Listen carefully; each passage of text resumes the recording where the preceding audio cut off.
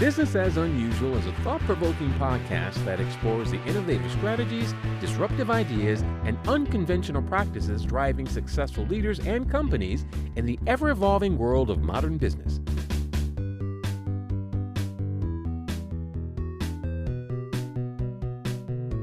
Subscribe, comment, and share for weekly inspiration with our host, Aicila. Welcome to Business as Unusual. Today, I'm excited to introduce Autumn Wade, your inner rebel's favorite coach. Autumn is known for her unique approach, hunting inner gremlins and building TTRPG-inspired tools. TTRPG is tabletop role-playing game, for those of you that don't just know what that means. TTRPG-inspired tools that turn stuck into momentum. Her personal quest is to ask the question that lands so true it sparks you to move. Find her work at coachesanddragons.com. Welcome, Autumn. Hello. Excited to be here. I have been so excited to have this chat with you. And for those of you that are listening, I'm absolutely a D&D geek. So I think you probably already know that, but by the end of the show, you will definitely be clear. So,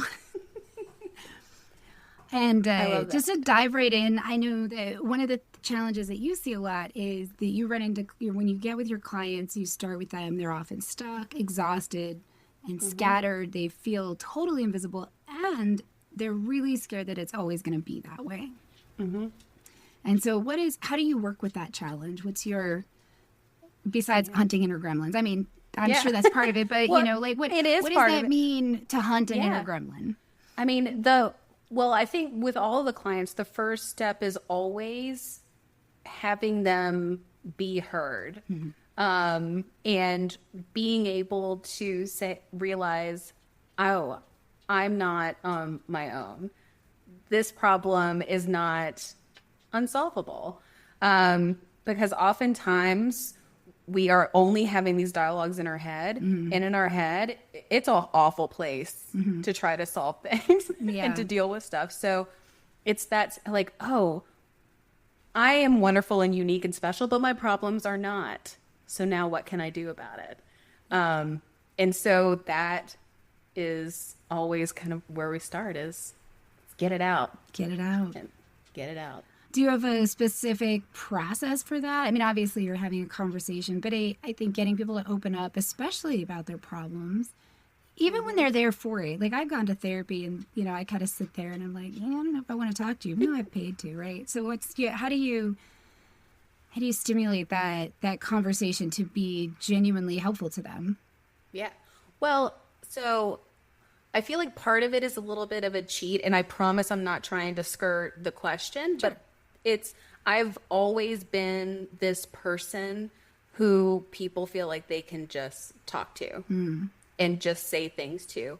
I don't know what it is about me, but people just feel comfortable. And often the first time I meet people, I will know so much about them. They're like, wow, that felt really good. So there's just something about me and how I show up that helps people to feel like there's a safe space to share. But I definitely will go not out of my way, just it's my job as a coach when I'm with these people is to be real and just call out what's out there. And a lot of times what's out there is, hey, you're talking really shitty to yourself.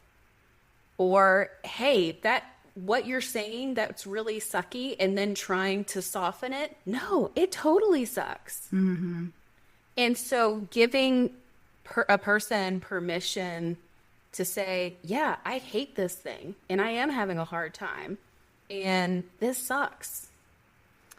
And that's okay. Like, that's a huge moment. I wonder if the framework helps too, because it is, as somebody who has done TTRPG games, and for me, one of the things that I found actually was when my kids were little, it was a really great place for me to act out, I always played very ruthless characters because it was a way that I could sort of get that out of my system, because I had to be like very patient and care for these small humans, and it allowed me to sort of vent, I guess, and then come back to be more patient and nurturing in the day to day. And I'm wondering if that the wrapping the layer of TTRPG that you put around your coaching practices for the folks that it speaks to is also another level of permission. Because if they're used to that as a space that they engage in a different aspect of their selves, maybe it's easier too for them to sort of lean in. Or do you feel like that's true, or am I just making something up? It absolutely is. Okay. I mean, and I think it's part of why I got so excited about merging these two worlds together, because in game, people will take risks. They know their character. They understand that their character has certain strengths and certain weaknesses, and they're okay with that. They understand, if I'm a barbarian and my job is to go and be tough and be the first person to go out swinging, I'm not upset that I wasn't the high intelligent one to come up with the plan or the high charisma one to get us a free room.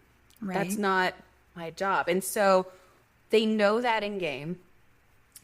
Critical failures, you know that work. Like, if you roll a natural one in game, it is often the funniest moment of the entire session. And then you adapt and you grow and you learn. So people are used to that in game. And so as quickly as I can make that connection for them, it starts to like be this metaphor. People can say, oh yeah, I know what that's like. I know what it's like to fail and laugh at it. I know what it's like to not have a strength that is needed and be okay with it. Yeah. And so and each player's different. Some people have never played, but they know the world. And so it's finding that, like, what's the parallel to help connect them to this way of just stepping into somebody else's shoes for a moment so that they can feel what it's like. And then getting that moment to be like, hey, you get to do that for yourself too, you know? That's a really good point. And the other thing that you talked about, that there's definitely some hesitancy where folks, there's some coach-fluencers that are, they can, I don't want to, let's just say there's sometimes folks that prey on our desperation, because we know enough to know that we're missing something or that we're underwater, and they come along promising the moon and delivering way less. And one of the things that I see in your work, you're really trying to attract people that would be a great fit for you by sharing sort of this very interesting approach. How would you recommend people look for a coach that's a good fit? Obviously, we're promoting you today, but I think you have some ideas about that based on some of our conversations, right? How to find that good fit. I think for me, if you cannot be fearless with the person, they're not the coach for you. So if you're going and meeting with them and feeling like you have to soften something, or that you don't feel comfortable sharing something with them, or that's not the place. Because I see coaching as the place, just like in game, where it's like, go in and be fearless and have fun and do the work. But it's about that partnership. It is really hard to break through the marketing that happens. People know what works, and they know how to tap into fear and to prey on that. My thing is, like, if they promise you something, it's probably not good. It's probably not a good, I mean, or if they are making you feel guilty, or if the wording choices that they're using is kind of shaming you in a way. It's like, that's not good. I'm not here for that. That's a totally ugly place to come from, in my opinion. And like, I do have very strong feelings about it, because the coaches and the coach-fluencers going out there and doing this stuff and giving people really bad experiences, or tricking them to come in and then saying like, well, if you really care about taking care of yourself, you pay me $5,000. Oh, awful, heartbreaking. But those are the experiences people have, And what that means is it's so much harder for people to come and work with me or anybody else who actually wants to make an impact on them. Well, in coaching, if we take it out of the realm of business and life coaching, right? When you have a coach, say in a sport, most of us know what that looks like. The coach provides you with context. They can try to motivate you. You are the one that has to do all the work. You have to be the one to get up and do the crunches and the morning runs, and you have to do the extra practices or whatever it is. And what I see in a lot of the marketing that I call marketing to people's desperation is it's like those those little electrodes that tell you just put them on your abs and you're going to have great abs. It's a shortcut because the work, it's tedious and it's a lot and it's not fast. There's no shortcuts to good health, and there's no shortcuts to good business. It's the day-to-day, and it's not sexy. It's burning and sweaty. And the difference between, there's a coach who's really going to provide that. And sometimes they're going to make you mad because they're going to push you to excel in ways that you want to, and you're not excited about the work to get there, right? Like that will happen, but it's never going to be, here's the electrode machine for your better abs. And I think that's the disconnect that I feel, because people know that. They're not stupid. They do know there's no shortcuts. But when you were in that place of overwhelm and desperation and fear, and someone says, I've got this easy answer, man, is it tempting. Man, is it tempting to say, okay, I can throw money at this problem, even if it's money I don't have, and it'll be solved. Yeah. And then it doesn't work because those things are one size fits all, but it doesn't actually fit all. And it doesn't work. And it doesn't necessarily mean that you're going to be like, oh, wow, that person sold me something that wasn't true. A lot of times we go in that and say, I failed again. Yeah. I failed again. And then it's that much harder. Next time it's like, well, I don't know. Am I really going to do it this time? It's really tough. I love that analogy of like working out and bringing it with it, because it absolutely, if it's such a good way to put it, of like the electrical things on your abs that will not work. There might be things that even work for the super short term. You will not get lasting change overnight. Yeah. And without changing your habits, the lasting change comes from you if it's your life, right? Yeah. The only, like, when I think about things that are lasting changes, I think as humans, everybody's probably experienced that, where you eat something and then you also happen to be very sick right after that, and you're like, well, I can't eat that anymore, right? As humans, our biology is like very set on, you go through something awful and you remember it and you protect. So something like that can leave a lasting change. But when it comes to this work, breaking habits, in some cases, habits that you've had since you were a child, that will not happen with one worksheet. Right. Well, even if you pay $5,000 for it. Yes. I mean, it is hard work.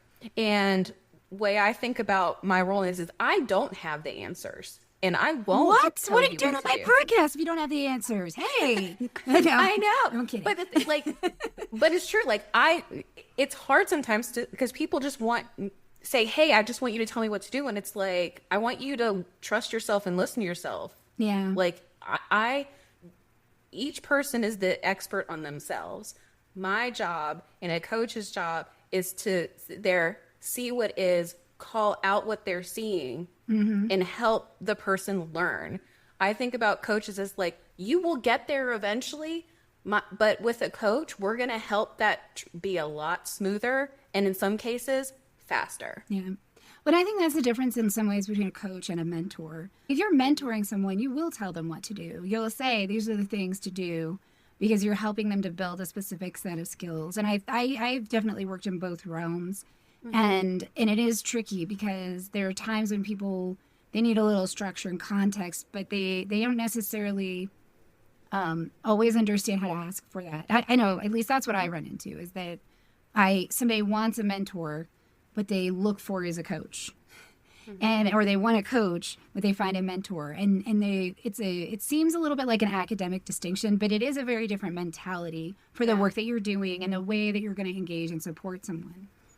Yeah. And my hope is that any coach experience will be able to, at some point, identify that as early on as possible.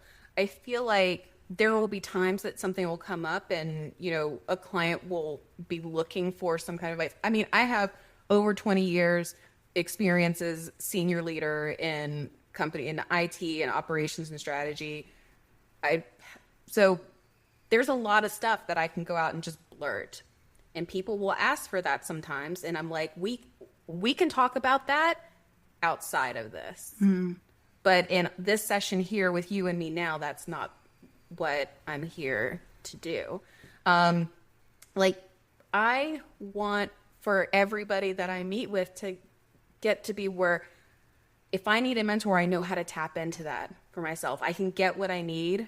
I can identify what I need. And if it's from somebody else, I know how to ask for that. And I'm comfortable asking for it. I'm willing to ask for it. And something I'm hearing in what you're saying that I am so aligned with is that it sounds like when you're working with people, they're in that place of needing to be reminded to trust themselves. And it is very important in that process to stay out of it. Ultimately, it's better for them to make decisions and to take actions that in a larger context might not have been the most ideal if they're the actions and decisions they feel most aligned with, because that's the more important part. Yeah. It's the way I think about it. The journey that with the client is first, we got to know ourselves. So the first thing that I do when I work with a one-on-one client is we spend 90 minutes doing a values exercise. It goes by fast. It is a lot of work and it's really hard, but it's so freaking awesome because that whole session is about these people getting to see the parts of them that make them awesome and also see how those awesome parts have some not so great things that come along with it. So as an example, my number one value is village. What's great about that is I'm a person that shows up. I love helping people. It's our success. It's our failures. It's how do we help everybody grow together. The horrible way that shows up is if somebody cuts the line or is swerving in and out of traffic, I'm getting ready to rage and I cannot turn that off until they're away from me. I would love to change that. But to change that would mean I would have to get rid of that village value, and I'm not willing to do that. So it's that understanding that can help people so much of why am I feeling this way? What's causing me to have a hard time working with this type of person? It's this thing that sucks about me. I wish it would change, but I can't ever get it to change. Why? What's wrong with me? Just that one exercise of knowing what your actual values are, what your core values are, can open you up so much to say, oh, that thing that I've been wanting to get rid of, you couldn't pay me millions of dollars to get rid of. Right. You know it. And from there, once you know that, then it can go into, okay, well, now that you know that, how do you start listening to that and trusting that? So for our fellow nerds and geeks, what class, if you were going to put your coaching self into a class, what would you do? I know what class you like to play because let's be clear, guys, we already talked about that. Well, okay. I feel like there was a point where I think I would have put myself in a sorcerer place because I definitely felt like there was a lot more magical stuff. But I think with the pivot that I've made to the forge and bringing in more tools, I feel like I'm in artificer territory now. Artificer. I think a dwarf barbarian artificer, because you got that ready to piss people off with the hard questions, right? And then there's the forge. So, I mean, I don't know. So I'm there for that. You're there for if you want to design me a character, tell me. Your character sheet. I will play that. We'll have to do that with Victoria. Yes. Oh, yes. What does success look like for you?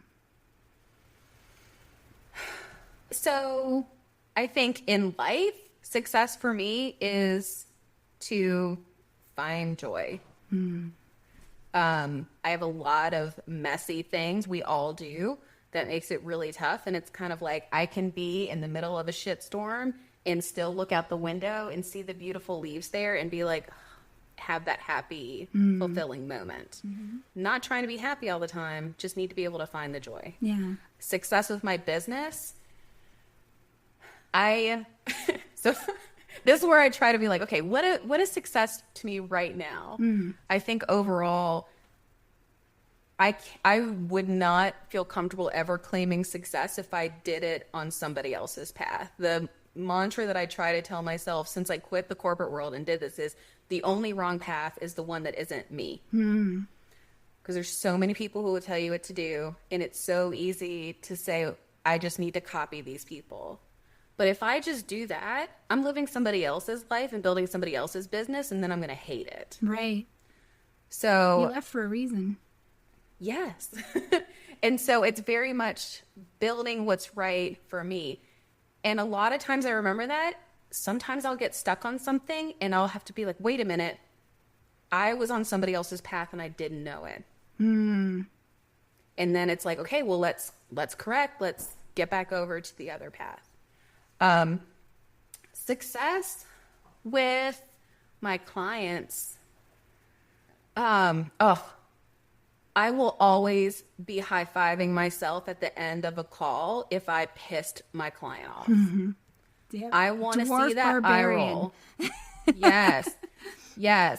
I want to see the eye roll. I want to see the groan. I want to see I want to see that your stomach is like flipping over and you're ready to barf because you're just like, what?